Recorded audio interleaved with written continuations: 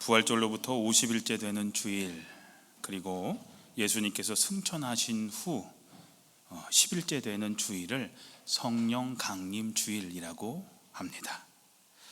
예수님께서 하늘로 올라가신 뒤 제자들을 홀로 버려두신 것이 아니라 성령님을 통하여 그들과 함께 하셨고, 또 오늘 우리와도 함께 하신다는 사실을 기억하는 날이 바로 오늘입니다.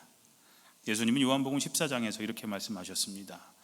내가 아버지께 구하겠으니 그가 또 다른 보혜사를 너희에게 주사 영원토록 너희와 함께 있게 하리니 그는 진리의 영이라 라고 말씀하셨습니다. 성령님은 항상 우리 곁에서, 저와 여러분들 곁에서 도우시고 위로하시고 인도해 주시는 하나님이십니다.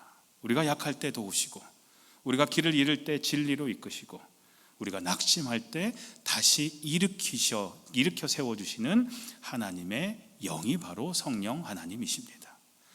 그런데 이상하게도 많은 분들이 성령님에 대해서 조금 부담감을 느낍니다.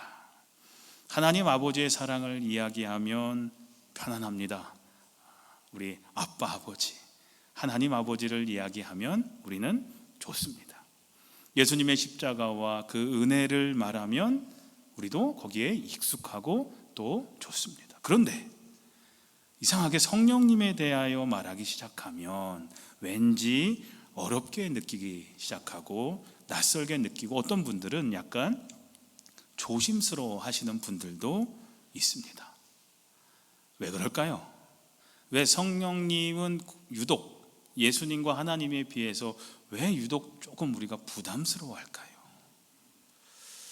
우리가 성령님을 너무 좁게 이해하고 있기 때문입니다. 많은 분들이 성령님 하면 머릿속에 떠오르는 게 어떤 부흥의 모습을 떠오를 경우가 많습니다. 방언과 예언과 뜨거운 거, 불 받는 거, 어떤 특별한 은사, 부흥회 같은 분위기 같은 것들을 우리가 떠올리곤 합니다. 물론 하나님께서 그런 방식으로도 역사하실 수 있습니다. 성령님의 역사를 우리가 함부로 제한할 수는 없습니다. 그러나 성령님의 역사가 그것만이 다가 아닙니다. 성령님은 우리 안에 거하시며 우리를 하나님의 사람답게 살아가도록 이끄시는 하나님이십니다. 우리 마음을 부드럽게 하시고, 우리 생각을 새롭게 하시고, 하나님의 뜻을 깨닫게 하시고, 죄를 이기게 하시고, 예수님을 더 사랑하게 하시는 분이 바로 성령님이십니다. 사랑하는 성도님들, 성령님은 예수님께서 오늘도 우리와 함께 하시는 방법입니다. 예수님은 성령님 안에서 우리를 떠나지 않으시고 지금도 우리와 함께 하시는 임마누엘의 하나님이십니다. 예수님은 승천하셨지만 우리를 떠나신 것이 아니었습니다. 성령님을 통하여 지금도 우리 안에 계십니다. 성령님을 통하여 오늘도 우리를 위로하십니다. 성령님을 통하여 오늘도 우리의 믿음을 붙들어 주시는 분이 바로 성령 하나님이십니다. 그러므로 오늘 우리가 먼저 붙들어야 할 진리는 이것입니다. 성령님은 멀리 계신 분이 아니다. 성령님은 특별한 사람에게만 임하시는 분도 아니다. 넘겨주시겠어요?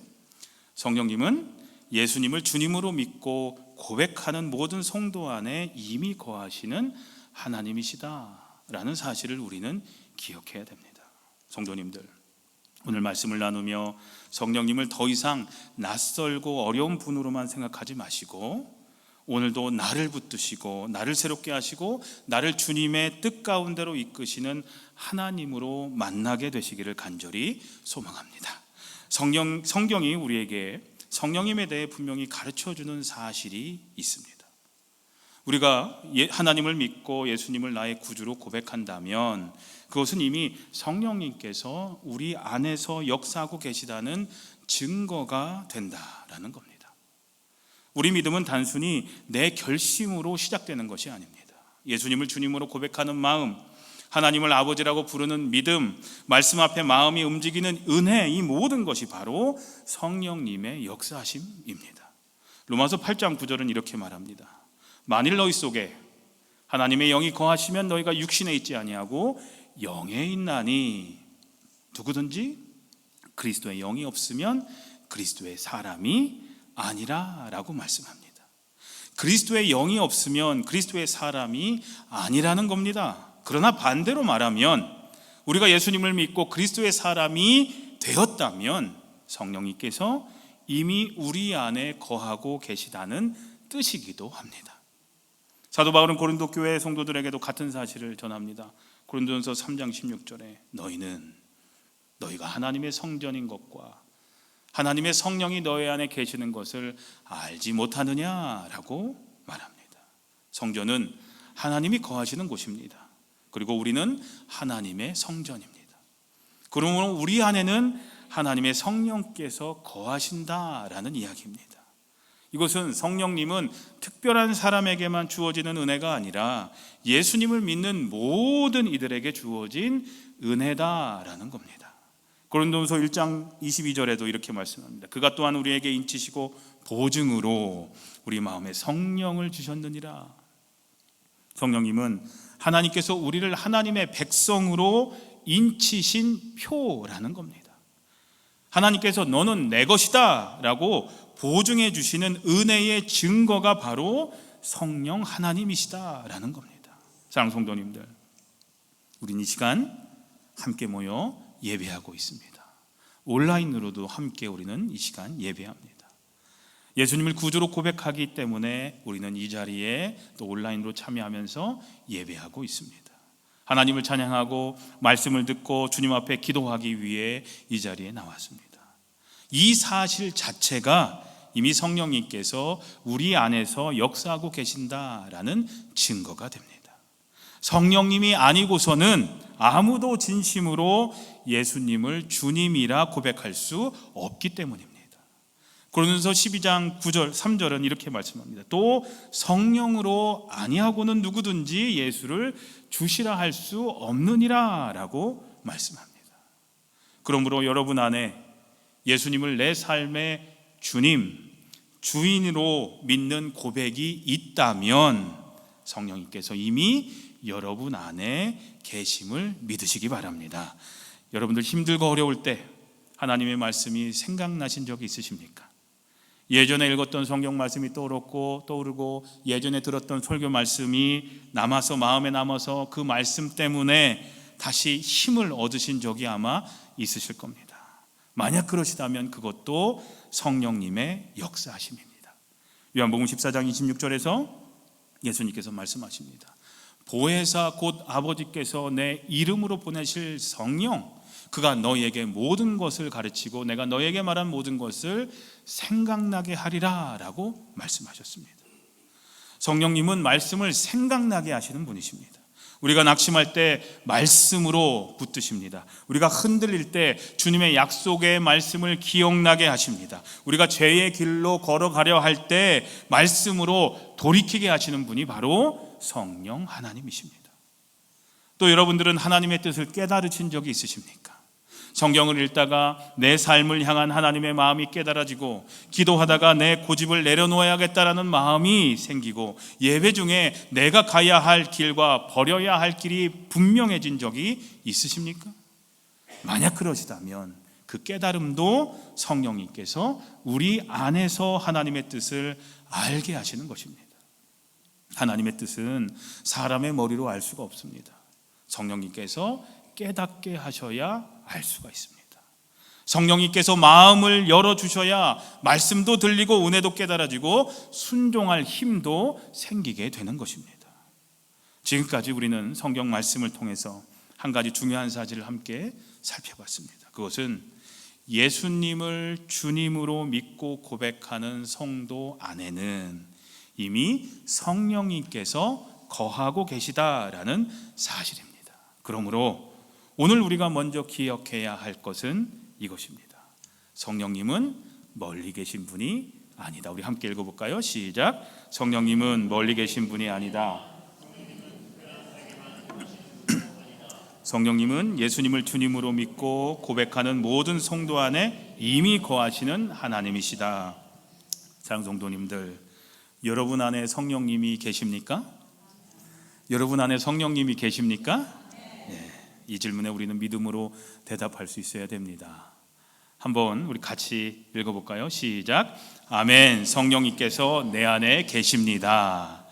여러분들 안에 이미 이 자리에 와 계시다라는 그 자체만으로도 이미 성령님께서 여러분들 안에 계신 겁니다. 의심하지 마세요. 예, 아멘. 저 그렇게 믿습니다. 동의합니다. 성령님께서 내 안에 계십니다. 라고 의심하지 마세요. 이미 계십니다. 자, 그렇다면 우리는 이제 내 안에 성령님이 계신가 안 계신가 의심할 필요가 없어요. 이제는 이런 질문을 해야 돼요. 나는 내 안에 계신 성령님의 인도하심을 따르고 있는가?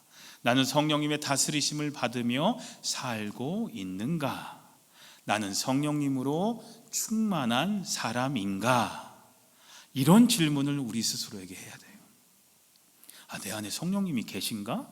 이런 질문은 안 하셔도 돼요. 이미 계시기 때문에. 이제는 이 질문으로 나아가야 돼요. 근데 이 질문에 대한 답은 오늘 본문을 통해 얻을 수가 있어요. 오늘 본문 에베소서 5장 18절은 이렇게 얘기합니다. 술 취하지 말라. 이는 방탕한 것이니 오직 성령으로 충만함을 받으라. 여기서 사도 바울은 성령 충만을 설명하면서 아주 흥미로운 대조를 사용합니다. 바로 술 취함과 성령 충만을 대조합니다. 술에 취하면 어떻게 됩니까? 여러분들 잘 모르시죠? 술에 취하면 우리 TV에서 보면 사람이 자기 자신을 온전히 다스릴 수가 없게 됩니다. 평소에는 하지 않았던 말과 행동을 하기도 하죠. 그래서 TV에서 보면 전봇대에다가 실례를 한다거나 길바닥에서 그냥 누워서 잔다거나 못할 말들을 한다거나 그런 행동들을 합니다. 판단력이 흐려지고 감정이 앞서고 말과 행동이 흔들리게 됩니다. 그 술이 그 사람을 지배하게 된 것이죠. 그게 술 취함입니다. 그래서 사도 바울은 얘기합니다. 술 취하지 말라. 이는 방탕한 것이다. 그래서 곧바로 이어서 이렇게 얘기합니다. 오직 성령으로 충만함을 받으라. 이 말씀은 성령님을 어떤 물건처럼 받아서 내 손에 쥐라는 뜻이 아닙니다. 옛날에 목사님들은 그랬어요. 성령 받아라. 샤 이런 거 했었습니다. 기억하시죠? 옛날 분들은 기억하실 겁니다. 옛날에 그랬어요. 진짜로요. 진짜로 장풍을 쐈다니까요. 목사님들이. 그럼 진짜 성령님이 온다고 생각을 했는지 왜 그런지 모르겠어요. 그때는 근데 그게 유행이었던 것 같아요. 근데 내 손에 쥐는 게 아니에요. 받는 게 아니에요. 근데 우리는 그렇게 생각을 하죠. 성령님은 우리가 필요할 때 사용하는 어떤 능력이나 도구가 아니에요. 성령님은 성부 하나님과 성자 예수님과 함께 우리 예배를 받으시기에 합당하신 성령 하나님이세요. 그러므로 성령으로 충만함을 받으라 라는 말씀은 내가 성령님의 다스리심을 받는 사람이 되라 라는 뜻이에요. 근데 이 뒤에 보면 받으라 라는 말 때문에 우리는 오해를 하죠. 뭔가 내가 이렇게 받는 거를 얘기를 하는데 번역이 잘못된 거예요. 그런 상태가 되라라는 거예요. 여러분들 구원을 받으십시오. 구원 받아라 할 때 뭐가 떨어집니까 여러분들? 뭐가 있어요? 뭐가 와요? 아니잖아요. 구원 받는다 했을 때 구원의 상태가 되라라는 말이잖아요. 마찬가지예요. 성령 받으라도 성령님으로 충만한 그런 상태가 되라라는 말씀이라는 거죠. 내 생각, 내 감정, 내 고집, 내 욕심이 나를 끌고 가는 삶이 아니라 성령님께서 나의 마음과 생각과 말과 행동을 다스리시는 삶을 살라라는 뜻이 바로 성령 충만이라는 겁니다. 성령 충만은 단순히 내 감정이 뜨거워지는 것을 말하는 것이 아니에요. 성령 충만은 예배 시간에만 잠깐 마음이 뜨거워지는 것도 아니에요. 성령 충만은 어떤 특별한 현상, 방언이나 어떤 예언이나 어떤 그런 것들로만 판단할 수 있는 것도 아니에요. 물론 하나님께서는 때로 우리에게 깊은 감동도 주시고 뜨거운 기도도 주시고 특별한 은혜의 체험도 허락해 주세요. 그렇기 때문에 성령님의 역사를 우리가 제한할 수는 없어요. 제가 그런 것들을 안 좋다라고 얘기하는 게 아니에요. 그러나 성경이 우리에게 더 분명하게 보여주는 성령 충만의 증거는 이런 순간적인 현상이 아니라 바로 변화된 삶이에요. 우리는 이 부분을 놓치지 않아야 돼요. 오늘 다 잊어도 되지만 성령 충만한 삶은 변화된 삶이다라는 것만 가지고 가셔도 돼요. 성령 충만이 다른 것이 아니에요. 우리의 변화된 삶이 그것을 증명한다라는 거죠. 성령님으로 충만한 사람들은 말이, 생각이, 선택이, 관계가, 삶의 열매가 달라져요. 그래서 사도 바울은 에베소서 5장 18절에서 성령으로 충만함을 받으라 라고 말한 뒤에 곧바로 그 결과를 이어서 이렇게 설명을 해요. 오늘 본문 다음에 나오는 19절부터 21절에 보면 성령 충만한 사람의 삶에는 세 가지 큰 변화가 온다고 얘기를 해요. 찬송이 있대요. 감사가 있대요. 그리스도를 경외함으로 서로 복종하는 모습이 나타난다라고 이어서 말씀하고 있어요. 다시 말하면 성령 충만한 사람은 하나님을 찬양하는 사람이에요. 원망과 불평에만 붙들려 있지 않고 감사의 마음을 회복하는 사람이에요. 자기 고집만 내세우지 않고 그리스도를 경외하는 마음으로 다른 사람을 귀하게 여기게 된다라는 거죠. 그게 성령 충만한 삶의 모습이라는 거죠. 장성도님들, 여기서 우리가 꼭 붙들어야 할 사실이 있습니다.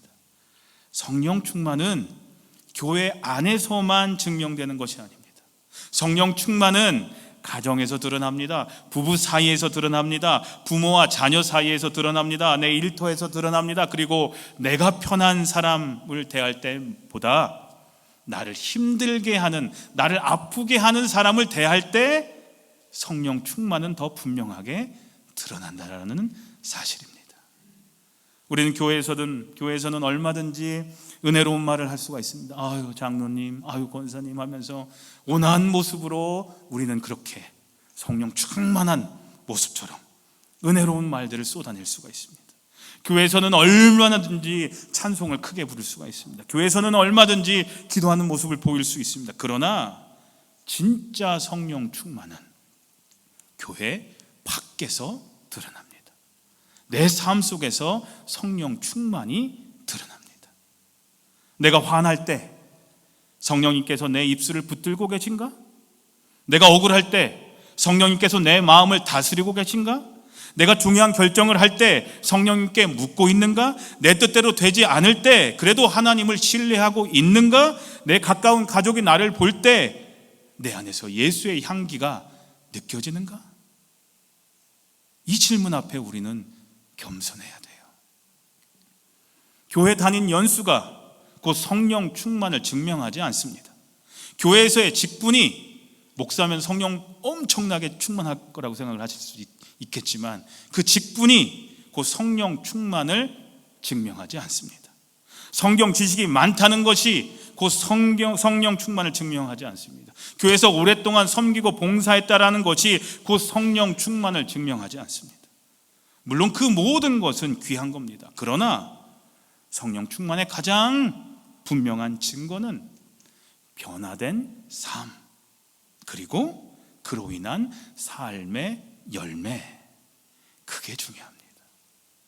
성령 충만은 나의 변화된 삶과 그로 인한 삶의 열매로 증명이 된다라는 겁니다. 성경책 끼고 다닌다고 성령 충만한 게 아니라 교회 밖에서의 삶에서 드러나게 되어 있다는 거죠. 갈라디아서 5장 22절에서 23절은 이렇게 말씀합니다. 함께 읽어볼게요. 시작. 오직 성령의 열매는 충성과 온유와 절제니 이 같은 것을 금지할 법이 없느니라. 성령님께서 우리 안에 충만히 역사하시면 이런 열매들이 맺힌다는 겁니다. 여러분의 삶 가운데 기쁨의 열매가 맺히고 있습니까? 화평의 열매가 맺히고 있습니까? 오래 참음과 자비와 선함의 열매가 맺히고 있습니까? 충성과 온유와 절제의 열매가 맺히고 있습니까? 성도님들, 성령 충만한 사람은 완벽한 사람이 아니에요. 실수하지 않는 사람이 아니에요. 완벽하지 않아도 됩니다. 실수해도 됩니다. 한 번도 흔들리지 않는 사람이 성령 충만한 사람이 아니에요. 왜요? 흔들릴 수 있죠. 우리는 연약한 사람인데 실수할 수 있습니다. 그러나 성령 충만한 사람은 넘어졌더라도 다시 성령님의 손에 붙들리는 사람이 성령 충만한 사람이에요. 내 뜻대로 살다가도 다시 하나님의 뜻 앞으로 다시 돌아오는 사람이 성령 충만한 사람이에요. 내 고집이 올라올 때도 주님, 제 마음을 다스려 주십시오 라고 기도할 줄 아는 사람이 성령 충만한 사람이에요. 성령 충만은 내가 강해지는 것이 아니라 내가 주님께 더 깊이 맡겨지는 것이 성령 충만이에요. 성령 충만은 내가 더 대단한 사람이 되는 것이 아니라 내 안에서 예수님의 성품이 더 분명하게 드러나는 사람이 성령 충만한 사람이에요. 성령 충만은 내가 성령님을 움직이는 것이 아니라 성령님께서 나를 움직이시도록 내 삶을 내어드리는 삶이 성령 충만한 삶이에요. 사랑하는 성도님들, 우리는 모두 너무 쉽게 흔들리는 사람들입니다. 아침에는 은혜를 받았다가도 오후에는 말 한마디 때문에 무너지는 경우들이 있습니다. 기도할 때는 하나님의 뜻대로 살겠다고 고백했는데 막상 현실의 문제가 닥치면 내 생각과 내 방법이 앞설 때가 많습니다. 그래서 우리는 날마다 성령님의 도우심이 필요합니다. 루베나초 토레이라는 예전분이세요. 이 목사님이 계신데 성령 충만을 중요하게 여기셨던, 강조하셨던 목사님이에요. 이분께서 아침마다 성령 충만을 위해 이렇게 기도했다고 얘기를 해요. 우리 같이 읽어볼게요. 시작. 하나님, 오늘도 성령님으로 충만하게 하옵소서. 성령님으로 충만하지 않으면 저는 오늘 하루 너무 쉽게 흔들릴 수 있는 사람입니다. 다음이요. 하나님, 제가 성령 충만하지 않을 때 함부로 말하지 않게 하옵소서. 성령님의 다스림을 받지 않고 말하면 제 말이 다른 사람에게 상처가 될 수 있기 때문입니다. 하나님, 제가 성령 충만하지 않을 때 중요한 결정을 하지 않게 하옵소서. 성령님의 인도하심 없이 결정하면 제 판단이 쉽게 흔들릴 수 있기 때문입니다. 참 귀한 고백이죠. 우리도 마찬가지입니다. 성령님의 다스림을 받지 않으면 우리 입에서 나오는 말은 쉽게 날카로워집니다. 성령님의 다스림을 받지 않으면 우리 판단은 쉽게 자기 중심적이 됩니다. 성령님의 다스림을 받지 않으면 우리 마음은 쉽게 원망과 불평으로 기울어질 수밖에 없습니다. 성령님의 다스림을 받지 않으면 우리는 주님의 뜻보다 내 감정과 내 유익을 먼저 선택하게 됩니다. 그래서 우리는 날마다 기도해야 됩니다. 성령님, 오늘 제 마음을 다스려 주십시오. 제 입술을 붙들어 주십시오. 제 생각을 새롭게 해 주십시오. 오늘 제 가정과 일터와 교회 생활을 주관해 주십시오. 오늘 제가 예수님을 닮아가게 해 주십시오. 사랑하는 성도님들, 성령님은 이미 여러분들 안에 계십니다. 그러나 우리는 날마다 성령님의 다스리심을 받아야 합니다. 성령님께 내 삶의 자리를 매일매일 내어드려야 합니다. 내 고집으로 가득한 내 마음을 비우고 성령님께서 채우시도록 맡겨야 합니다. 성령님이 우리 말을 다스리시면 상처 주던 입술이 사람을 살리는 입술로 바뀌게 됩니다. 성령님이 우리 마음을 다스리시면 원망으로 굳어졌던 마음들이 감사로 부드러워질 수가 있습니다. 성령님이 우리 생각을 다스리시면 염려에 묶인 생각이 하나님의 평강으로 채워집니다. 성령님이 우리 관계를 다스리시면 끊어지고 막혔던 관계 속에도 화해와 회복의 길이 열리게 됩니다. 그러므로 오늘 우리가 구해야 할 것은 성령님의 다스리심, 바로 성령 충만입니다. 성령 충만은 단순히 착한 사람이 되는 것이 아닙니다. 성령 충만은 십자가의 은혜로 구원받은 우리가 이제 성령님의 도우심으로 예수님의 마음과 성품을 닮아가는 것을 말합니다. 삶의 변화를 말합니다. 이제 내 삶의 주인이 내가 아니라 성령님이 되시도록, 내 말과 행동과 선택이 성령님의 인도하심 아래 놓이도록 우리의 삶을 주님께 내어드려야 할 줄로 믿습니다. 사랑하는 성도님들, 먼저 여러분 안에 계신 성령님을 인정하시기 바랍니다. 의심하지 마시고 내 안에 계신 성령님을 인정하십시오. 그리고 성령님께 여러분의 삶을, 앞날을 맡기시기 바랍니다. 내 생각보다 성령님의 뜻을 앞세우고, 성령님, 제 결정이, 제 선택이 맞습니까? 라고 성령님의 뜻을 먼저 앞세우고, 내 감정보다 성령님의 인도하심을 따르고, 내 고집보다 하나님의 말씀에 순종하시기 바랍니다. 그때 우리의 삶은 아주 조금씩 달라질 겁니다. 말이 달라지고, 우리 마음이 달라지고, 관계가 달라지고, 선택이 달라질 겁니다. 그리고 우리 삶 속에 조금씩 성령의 열매가 분명히 맺히기 시작할 것입니다. 성령님으로 충만한 성도님들, 성령님의 다스림을 받는 우리의 가정, 성령님의 인도하심을 따라가는 우리 베다니가 되기를 간절히 소망합니다. 오늘도 우리 안에 거하시며 우리를 새롭게 하시고 우리를 주님의 뜻 가운데로 이끄시는 그 성령님으로 충만한 삶이 되시기를 우리 주님의 이름으로 간절히 축원합니다.